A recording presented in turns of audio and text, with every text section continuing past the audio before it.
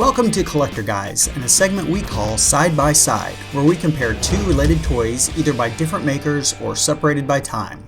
Today we have a 1970s Dinky Toys number 694 Hanomag Tank Destroyer, and from 2002 a 21st century number 2270 Ultimate Soldier 132 German Hanomag SDKF2 259 half-track with crew. However, many people feel that the 259 number description is incorrect. Probably it's more accurate that they are both models of the German SDKF-Z 251 from World War II. The soldiers called them Hanomags after the company that made them. This was the standard German armored infantry carrier during the war.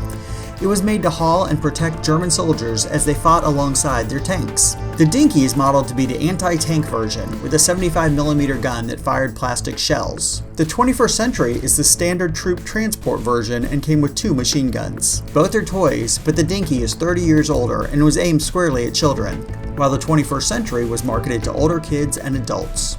The Dinky is made of die-cast metal and painted.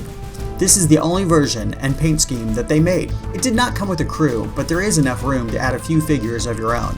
It does not have an excessive amount of detail, but it is a great toy and built to last. The 21st century version is hard plastic and comes with 3 plastic German soldiers. It has lots of molded detail, including the back doors opening, but being plastic, it can't take the punishment like the Dinky. This is the standard gray version. They also made it in desert camo and field camo. Even though they were released 30 years apart and made of different materials, they still work together great. Thanks for watching. Please subscribe.